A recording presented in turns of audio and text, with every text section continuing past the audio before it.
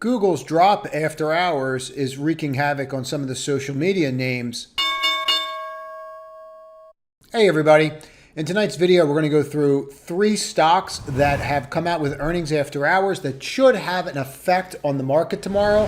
I would like to cover Tesla and go over the indexes and what exactly happened today and what you can expect tomorrow. So at the time of recording this, I'm going to go through these earnings line by line, but I have not seen the conference call yet. But for now, you're down about 5%. And this is why. As always, subscribe to the channel and click all notifications. Please hit the like button because it helps me with the algorithm. Alphabet misses on third quarter revenues. YouTube network revenue decline. Here's what to know. So they just break it out. But these kinds of numbers, these ad revenue numbers, they're a little lower than was expected. Now, this is not an enormous miss, but it's a miss. It's $1 billion.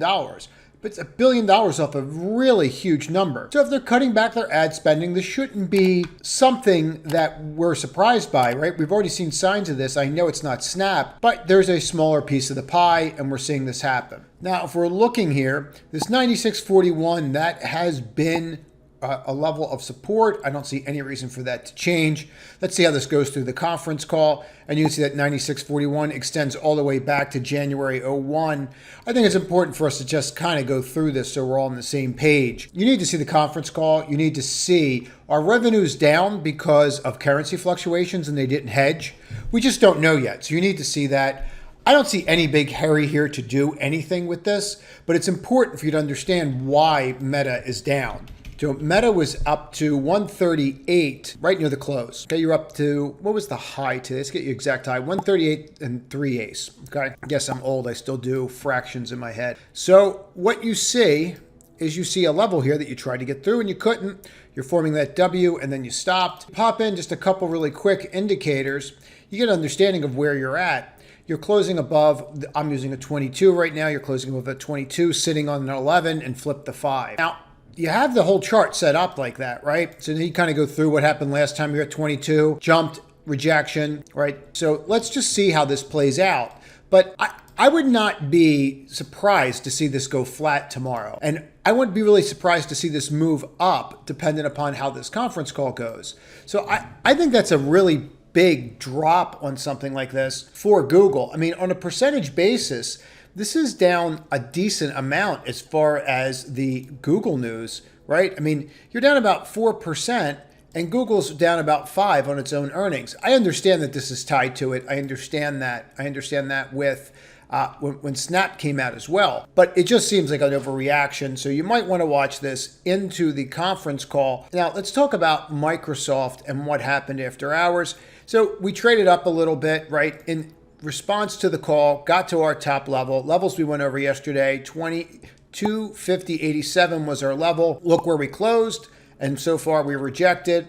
Now we're below the open and we're below yesterday's close. Okay, so that gives us 243 as a possibility. It's really important for us to recognize one thing. After hours, the last 2 quarters, these are the last 2 quarters right here. All right, they ran up, then down, then up again. Why? Because on the conference call, they explained the currency risk. Now, the currency, the dollar goes up, other currencies are weaker, hence revenues are lower. Once that's explained out, the stock has moved up in the past. There's no guarantee that's going to happen right now, but you need to be aware of it. Now, on the earnings side, 235 versus 232. It's not bad. They beat on sales. Sales were good, 50.1, 49.84. I mean, what do you want? So this is not helping them, right? And you can see that revenue beat, cloud revenue up, but saw these areas decline. You don't want to see your cloud revenue decline. Okay, you don't. PC sales was worse than expected. You don't want to see that. PC sales, that shouldn't be overly surprising. But the cloud revenue and the areas that's seeing decline, that's not what you want to see. Again, have this on your radar tomorrow and watch it after hours. You have the conference call very shortly here, and then we'll start seeing if this thing can rally or what it's going to do and how it's going to act. This is exactly what you get during earnings, right? You're going to get those gap up and you're going to get those gap downs. Now, ENPH is a different story. You had very good earnings. We're going to go over them in a second. And up, came all the way back down for some reason, and now we're starting to trade back up. Conference calls going on right now. I listened to partial of it. It's going fairly well. I'll listen to the rest of it later tonight, but for now, I just really wanted to get this out there as soon as possible. But if you just kind of see what's going on here, I mean, it's kind of hard to beat. $1.25 versus $1.08, $6.34 versus $6.10. It's a good quarter. Fourth quarter, you were looking for $6.60. They're saying now we're going to do about 4% greater at a minimum, $6.80 to $7.20. This is what you want to see. This is very hard to find something negative about. So the winner of the night so far to me has been this Enphase Energy. Now, you have to see how this acts tomorrow. You don't want to be chasing things that are bidding up, right? You're going to have people that are going to want to get out. So just watch that 285.38 level, see how it acts there tomorrow, and kind of go from there. In regards to Tesla, we should just talk about this today, not really what it's doing after hours, because it's just going to bounce with the market. But these levels are working exceptionally well. I gave them yesterday, and that's why it's important that you subscribe and make sure you click all notifications, because what we go over is very timely here. It's very different than probably some of the other channels you're watching. You can't be watching, you can watch this a week or two later just to see if I know what I'm talking about, but it's not as relevant. So one of the key levels that we gave was getting above that 5-day moving average. And as soon as we did that, it was just game on. Let me show you the 5-day on a 15-minute chart. Forget about that blue line. And you can see the yellow right here. Once we flipped that, it was risk on. We put a position on this in the trading room, and then we just flipped out of a portion of it up here. We know where our levels are. We know that we're gap filling. Blue line's going to bother me now. I'm trying to pretend it wasn't, but it is. So now it's gone. All right, so you see the level right here? All you want to do is just see how you hang on here. Are you going to hang on? Are you not going to hang on? We don't know. We'll figure it out tomorrow, but you gap filled. And so I do think you can get up to this 230, 235 fairly quickly. But in this kind of market, you're still in a downtrend in the indexes, which we're going to cover in a moment. You just need to lock something in. And if you're not locking something in, how many times in the past 30 days has it gone away? So you lock something in and then you just kind of regroup and you go from there. And that's what I would recommend that you do. I'd get in that habit. Really, really good habit to be in. But we are seeing signs. We are seeing signs that things are getting better.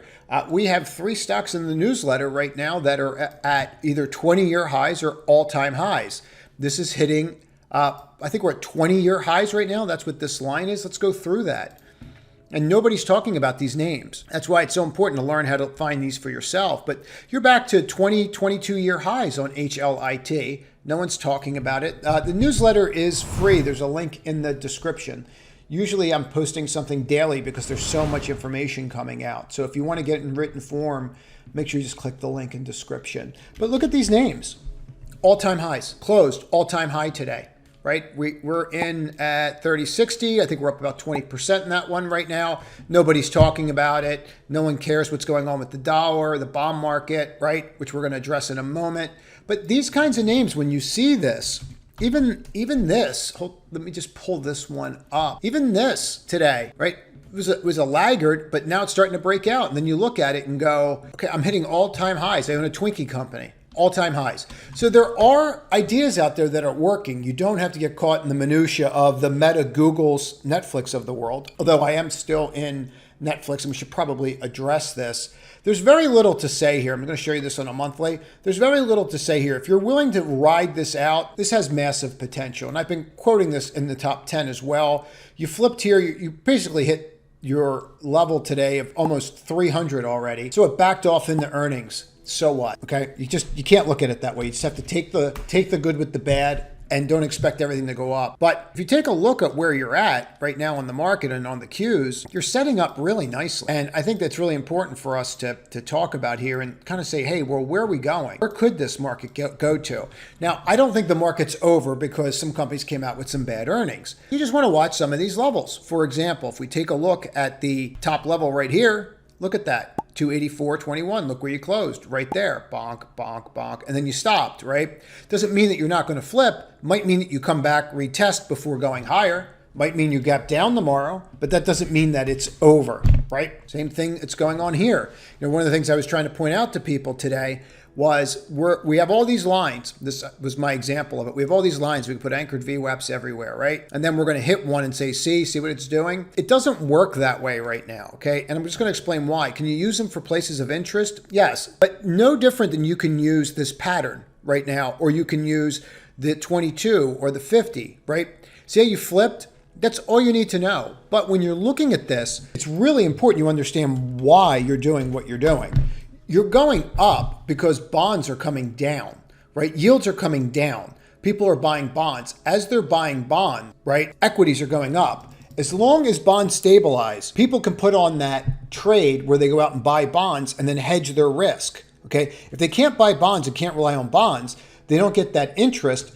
They don't want to go out there and buy stock, right? They want to get that either dividend yield or that percentage to know that they're okay. And also that bond market's going to move, as we're aware of, based upon the dollar, right? So as the dollar starts to collapse, and if you just kind of take a look at this is, again, I'm using a 22-day, you broke once and then you came back, touched it, broke down for a while, came to the 50 and then ran again, okay? If this starts to curl and get bad, you can see the equity markets continue to go up. So as I've been saying, dollar comes down, people buy bonds, then people buy equities. It's really happening in that order. So we can look at all the technical stuff that we want to look at in regards to the SPY, but as long as they're buying bonds, we're going higher. As long as the dollar drops, we're going higher. We can sit here, we can study the VIX. That's not why we're moving. We're moving because the dollar's dropping, and that's what you have to wrap your head around.